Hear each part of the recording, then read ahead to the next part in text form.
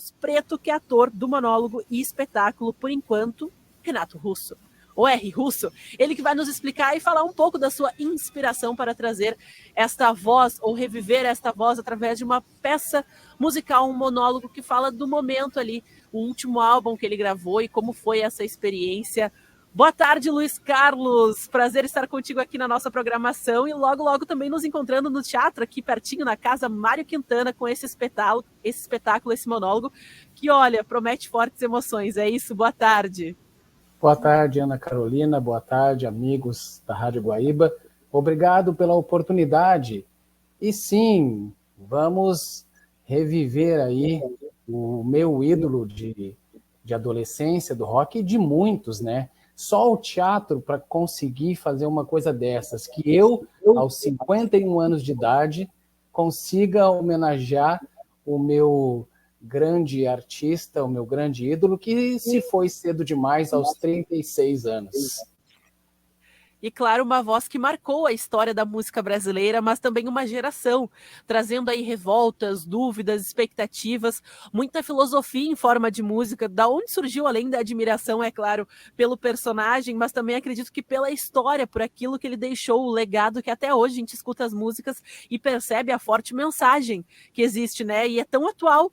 Por mais que fosse escrita, né, naquela época, hoje a gente ainda toca e fala assim, poxa, a geração continua Coca-Cola, será que a gente ainda tem tempo? Como é que vai ser o futuro? Questionamentos que até hoje a gente se faz, né? Verdade. Eu sempre quis ser o Renato Russo, né? Desde a época que eu tinha cabelo e usava óculos. Então, ele fazia parte da nossa programação das rádios, dos nossos bailinhos, onde a gente levava os discos. Todo mundo queria sair dançando daquele jeito que parecia que estava tendo uma epilepsia, né? E eu sempre tive um sonho de fazer o Renato Russo no teatro. E isso amadureceu após a morte dele lá na metade dos anos 90. Só que desde lá eu tenho a vontade de fazer, mas eu nunca me senti apto, nunca me senti maduro. E eu continuei minha carreira artística aqui em Porto Alegre, buscando outros objetivos, mas o texto ele já está desde aquela época já escrito, e com o passar dos anos ele foi amadurecendo, e eu fui ampliando a minha pesquisa com biografias dele, com entrevistas dele, com entrevista dos artistas, dos técnicos, dos familiares. Cada um contribui um pouco para que eu fizesse esse roteiro final, que realmente é, como eu falei, a magia do teatro, né? E realmente, somente aos 51 anos eu teria condições de apresentar ele da forma como nós vamos apresentar. E muito dessa pesquisa está, né, nessa peça, onde ele fala desses encontros, né, próximo da sua morte, dessas pessoas que até vocês colocam, né, como se fossem anjos, que de certa forma vinham, né, para falar com ele, para mostrar algumas inspirações musicais, mas também para acalmar ele, que vinha, né, de uma doença, já estava lutando, né, contra a AIDS, morreu em decorrência, né, das consequências dessa doença, que até hoje, né, 2024, segue sem cura, seguem muitas pesquisas, claro, muito já avançou, mas numa época também que fala muito dessas dúvidas e principalmente numa época em que não sabia exatamente o que era essa doença, o que ela trazia, as consequências, até a forma que ela era transmitida, de um medo, né, com certeza muito grande, que hoje sabemos mais sobre a AIDS, mas acredito que ele também viveu esse momento e transpareceu muito isso nas suas últimas produções. Sim, cada um recebeu a notícia de uma forma diferente, assim como nós até hoje, né? Quando cada um de nós, de repente, um período da nossa vida, a gente recebe algum diagnóstico de alguma doença, cada um de nós vai reagir de alguma forma. Tem uns que vão se entregar, tem outros que vão lutar até as últimas consequências. Por exemplo, o Cazuza fez de tudo para não ir, né? Já o Renato chegou um período que ele cansou, que ele se entregou. Na verdade, é o que diz a mãe dele, os amigos, os médicos. Chegou um momento que ele se entregou, que ele não quis mais, né? Porque a doença no período era muito rápida, né? Quando chegava ali nos últimos dias, era questão de meses, o paciente saía, né, de uma condição, vamos dizer assim, bem, né, lutando, sabendo do diagnóstico, mas em questão aí de 2, 3 meses, estava numa UTI, estava fraco, estava completamente, a gente fala, né, até desassistido por uma medicina que na época não tinha as condições ou sabia sobre a doença como se sabe hoje, né, que rapidamente tem um diagnóstico, um coquetel de remédios, inclusive o sistema público de saúde já trata, né, com bastante expertise em cima disso. Então a gente também tem que se colocar no lugar desta vivência, né, deste momento. Acho que o teatro também tem essa magia de nos levar para épocas diferentes em que talvez a gente nem tenha vivido, que é o meu caso, né? Exato. Então, a partir do momento que ele viu que não tinha volta, ao contrário de algumas outras pessoas, ele resolveu ir para casa. Ele disse, não, eu quero ir para casa, só faço o tratamento paliativo, que eu quero ficar aqui com os meus discos, com as minhas revistas, sabe, com a família, nem tanto, que só o pai que assistiu ele nos últimos dias, né, porque ele não queria nem aproximação de muita gente, que ele não queria que as pessoas vissem ele nesse declínio que ele teve, né? E o espetáculo, ele aborda muito aquela famosa frase, né, que muitas pessoas dizem que quando próximo da morte, a tua vida passa um filme na cabeça, né?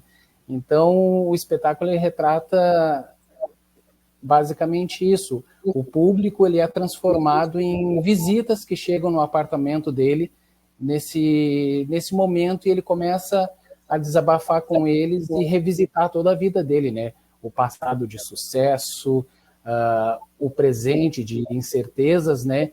E o futuro que ele já nem conta mais com isso. Então, é um espetáculo recheado de muito bom humor, porque ele sempre foi um polo, né? Então, o espetáculo é exatamente como ele. Tem momentos que ele está xingando todo mundo, tem momentos que ele está falando que a vida é bonita, tem momentos que ele está triste com a solidão. Enfim, eu pego emprestado o público realmente nesse delírio que, quando ele vê a plateia na frente dele, ele se questiona, será que são anjos que vieram me levar para longe dessa confusão e dessa gente que não se respeita? Será que são jornalistas curiosos, querendo saber as novidades, se eu estou morrendo mesmo? Né? Ou são fãs chiitas da Legião que resolveram invadir o apartamento dele?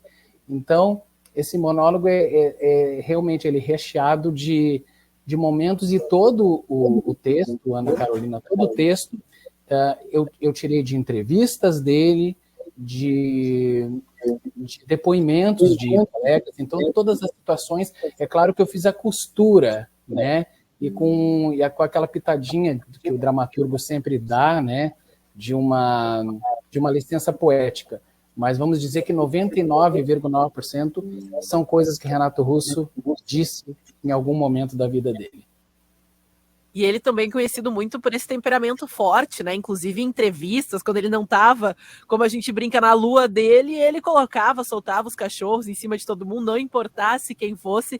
Em especial, ele que tinha uma certa aversão a essa questão social, de organização, de, né, estar, vamos dizer, entre os importantes da sociedade, entre os políticos, que muitas vezes sabemos que a música começa como crítica, né? E acaba depois se tornando aquilo que está na roda de justamente quem começou querendo criticar o artista, né? O artista acaba se tornando também parte desse status quo. E ele era um pouco avesso a essa situação. Ele sempre foi um cara muito simples, um cara muito, assim, que não optava por estar nas rodas sociais mais importantes, vamos dizer assim, na high society, apesar de sempre ser convidado, né? Ele tinha uma certa aversão. Como é que vocês abordam também essa temática? Porque ele era simplão daquele jeito dele, não importava com quem ele falava, né? Ele não tinha papas na língua, como a gente diz. Ele era um bicho do mato, né? Durante muito tempo ele tentou socializar, mas ele viu que ele não se enquadrava em alguns momentos, e ele também tinha um grave problema que fez ele também ficar recluso, que era a dependência química, né? Principalmente o álcool, que é as drogas, é claro, né?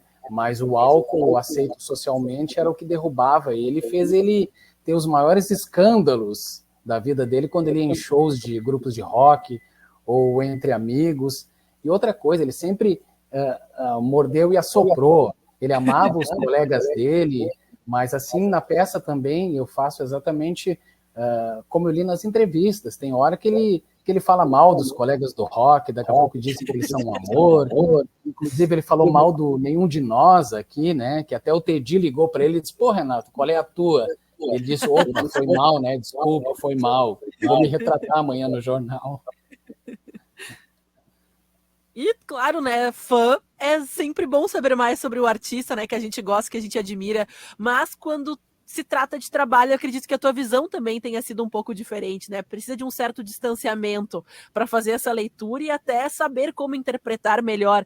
Esta que não é uma figura, eu digo, fácil, né, para colocar num palco tão marcante as pessoas que viveram, né? Acredito que o próprio público tem uma expectativa em cima, né, de como será esse Renato Russo, porque já tiveram, né, muitas adaptações, seja no teatro, seja no cinema, seja até outros artistas, né, que tem ele como inspiração e claramente se vê essa referência. Como é que está sendo para ti? Né, tu falou que precisou ter 50 anos para de fato colocar o projeto na estrada, estreando. Mais do que isso, em um dos maiores festivais aqui da nossa capital. Como é que está o coração nesse momento? Ah, sim, e durante um ano, esse projeto ele tem o apoio do Teatro Newton Filho, ali na Avenida Grão-Pará, um dos grandes teatros que nós temos particulares aqui em Porto Alegre, gerenciado pelo Newton Filho e pelo Iro. Ali, desde março do ano passado, eu comecei a já fazer testes no que eu chamava de work in process. Então, eu ia apresentando para um público reduzido uma vez por mês, ia pesquisando, ia vendo algumas coisas, vendo outras, mas o mais difícil para mim o fã sempre acha que o seu ídolo é perfeito. Então, o mais difícil para mim foi fazer os momentos que mostrava aquilo que eu não gostava no Renato, né? Porque às vezes ele tinha algumas decisões complicadas, às vezes estrelismo, às vezes motivado, né, pela dependência química, e também essa questão controversa, né, de sempre querer o amor platônico, o amor não correspondido, mas ao mesmo tempo ela é um tremendo danadão também, que enchia o apartamento dele de gente e vivia como se não houvesse amanhã. E essa dualidade também, né? Como ela entra num monólogo, que é super complicado quando a gente trata, né, pro artista, eu digo, a performance, ela precisa entregar muito, porque é tu e tu, não existe, né, uma responsabilidade compartilhada. Já fui em alguns dos melhores, assim, aos que me decepcionaram, porque é uma realidade onde se percebe que o público talvez não tenha um agrado, tem que saber ler a plateia, porque não se pode deixar influenciar tanto pelo outro, né, por quem está do outro lado ali do palco, quem está na expectativa aí de receber ou assistir, vamos dizer assim, uma ode à vida do Renato Russo, mas ele vai ser mostrado como ele era de verdade, né, que ninguém pode dizer que não sabia, porque ele era malucão, assim, em qualquer entrevista, em qualquer, né, show. A gente sabia que os camarins também eram problemas quando eram divididos com outras personalidades da música que reclamavam que o Renato Russo era muito malucão, que ele tinha, né, os seus estrelismos, às vezes, né, na questão de viagem, que ele exigia isso e aquilo, numa época que isso não era tão comum, ou, por exemplo, só os rockstars, assim, que vinham de fora, tinham essas exigências, né, nos camarins. E verdade, e a Legião, e isso eu deixo no texto, né? A Legião ele enfatiza que foi a primeira grande banda de rock popular a fazer shows em estádios. Antes não existia isso, porque os ginásios já não comportavam mais. Então a Legião foi a primeira banda de rock dos anos 80 a fazer shows em estádios, o que hoje já é uma realidade para muitos artistas, né? E o público vai encontrar lá exatamente o Renato Russo ali dos anos 95, ali perto dele nos deixar, e ele fala muito sobre o novo álbum que eles estão lançando, né, que é A Tempestade ou O Livro dos Dias, e ele fala também sobre o que ele espera do álbum, que ele não espera que seja um sucesso como foi antes. Ele brinca e debocha das músicas que estavam fazendo sucesso na época, né? Por exemplo, ele fala para o público, né? Como é que eu vou concorrer com o sucesso da barata da vizinha que está na minha cama? Né? E ao mesmo tempo que ele está ali com a plateia conversando, que ele recebe as pessoas na sala da casa dele, ele tem que correr porque ele tem que gravar as últimas músicas, porque o tempo dele já está indo embora, inclusive a voz está indo embora. Então, Ana, uma das coisas também que eu uma das coisas que eu disse, né, que só com 50 e poucos anos, só com 51 anos eu poderia ter a maturidade de enxergar, é que eu vi que realmente isso até veio ao meu favor, não é uma desculpa, tá? Mas veio ao meu favor, porque no último disco a voz dele não era mais a mesma. Sim. Ele estava fraco, ele estava ciente disso, ele já não tinha mais o potencial na voz, e aí eu me aproveito e eu canto as músicas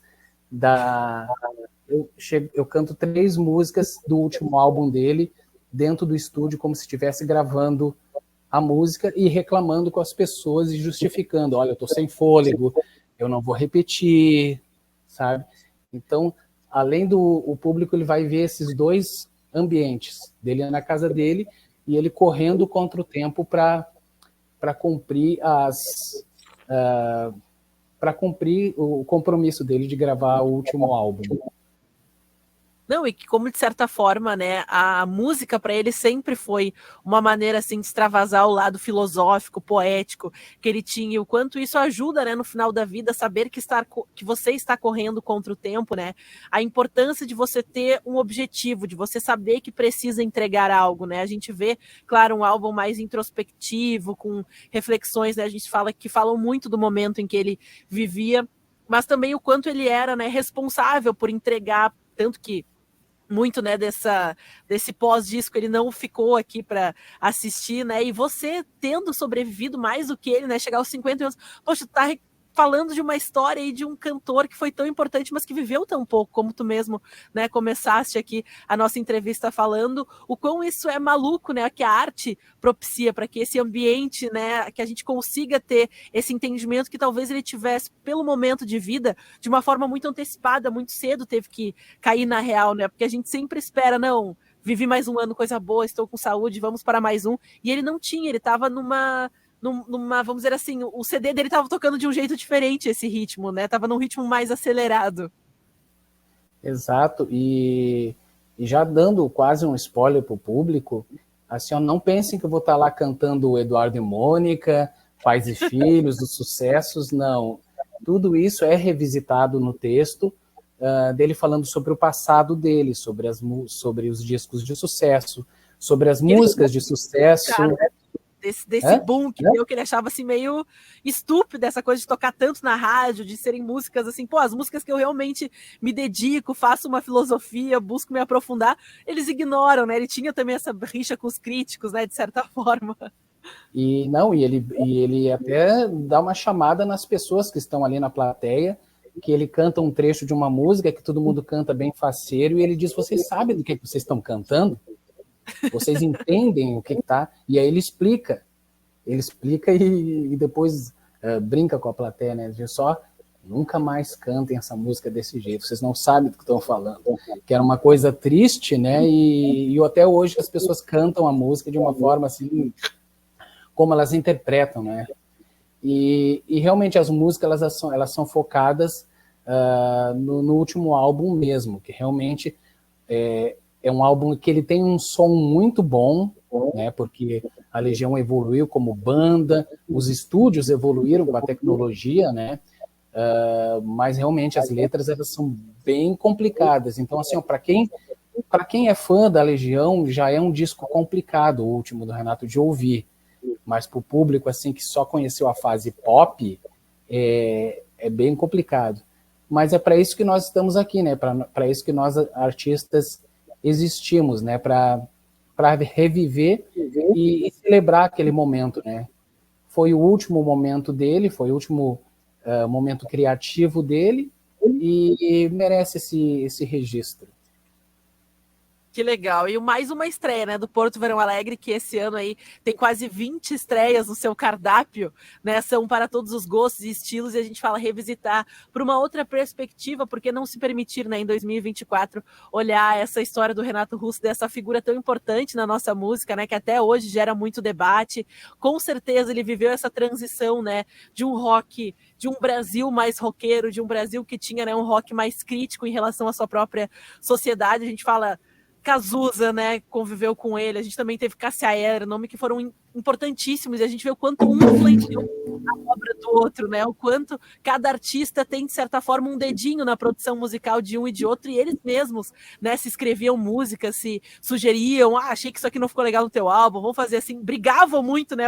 A gente fala assim, em muitos momentos, em diversas biografias da Cássia Eller, a gente fala do Cazuza, do próprio Renato Russo, mostravam esses momentos, né? Que eles brigavam porque eles queriam que fosse algo muito bom, né? Que fosse algo muito elevado, como a música que era feita lá fora, e a gente teve uma produção extraordinária nesse período, né? Que tivemos aí Legião Urbana, que tivemos aí tantas bandas que marcaram história e que até hoje tocam no rádio, né? Não é à toa que essas músicas são clássicas e até hoje, né, tá na boca do brasileiro ainda, algumas músicas aí icônicas. Eles eram amigos, eram parceiros, mas antes de mais nada, eles tinham suas vaidades, eles competiam um com os outros, né? Inclusive, uma das músicas que está no espetáculo, ele fez para Cássia Eller, ele deu para Cássia Eller, que é chamada 1º de Julho, que fez um grande sucesso, e depois ele regravou para colocar nesse álbum da Legião. E no próprio espetáculo ele fala, né? A imprensa vai dizer assim, Renato Russo está em decadência, apela para Cássia Eller, mas a música é minha, fui eu que fiz. Muito legal, muito bacana. E ao serviço, né, para quem está interessado, a gente já tem os ingressos sendo vendidos, comercializados através do site do Porto Verão Alegre. Se tu quiser passar as datas, né, como o pessoal pode daqui a pouco entrar em contato para saber mais, também nas redes sociais, siga, né, a trupe, siga aí a galera da produtora, porque sempre tem uma oportunidade. Se não é no Porto Verão Alegre, daqui a pouco o espetáculo volta aí, com certeza, aclamado pelo público, terá outra exibição e o pessoal fique ligado nas redes sociais, né? Quem tá na praia, mas aí já estamos próximos da data de estreia e a gente espera estar lá com vocês. Então passem aí o serviço, o espaço aí de vocês para convidar os ouvintes para participarem dessa homenagem. Faltam 12 dias, gente, passa rápido. Dias 20 e 21 de janeiro, às 20h30, sábado e domingo, lá no Teatro Bruno Kiefer, no 6º andar da Casa de Cultura Mário Quintana. Os ingressos podem ser adquiridos no site do Porto Verão Alegre, né? www.portoverãoalegre.com.br, e tem um ponto de venda também no térreo da Casa de Cultura Mário Quintana e também no Shopping Praia de Belas. Podem nos seguir no Instagram, Namascar Produtora, Namascar com K, e aí vocês vão saber um pouco mais sobre esse espetáculo e mais 2 que nós estamos também no Porto Verão Alegre, no maravilhoso Porto Verão Alegre, que eu estou há 22 anos na programação desse festival. E coisa boa, né? Cultura também em janeiro e fevereiro, que a gente fala, Porto Alegre não para, muitas pessoas ficam, em especial, né, neste que está sendo um final de ano, início de ano um pouco diferente para todo mundo que é acostumado com aqueles feriadões. Não tendo feriadões, vá para o teatro, encha as salas de teatro e que essa seja a tônica, né, de 2024, as nossas salas lotadas com muito boa cultura, né? Isso, por favor, gente, prestigiem o Teatro Gaúcho, por favor, tem muita gente boa por aqui. Deem o seu mimo para o artista nacional e internacional, mas não esqueça da gente, nós também somos bons, muito bons. É verdade. Luiz Carlos Preto, ele aí que está há anos na estrada, tem uma família também, né, de atores e atrizes. Um beijo para Ju, aí também que está em cartaz no Porto Verão Alegre. Quem quiser também seguir lá, a produtora vai ter em cartaz, porque é uma comédia, para quem quiser, né, dar uma trocada no humor aí, sair um pouco do drama aí para a área da comédia. Ju também em cartaz, né, a família inteira aí dando frutos na questão artística e sempre em cartaz com boa arte, né, Luiz? Sim, a família toda, não teve escapatória. Nasceram todos eles, todos os pretos nasceram no palco, ali foi a creche deles, então todos não tiveram como escapar, todos trabalham conosco.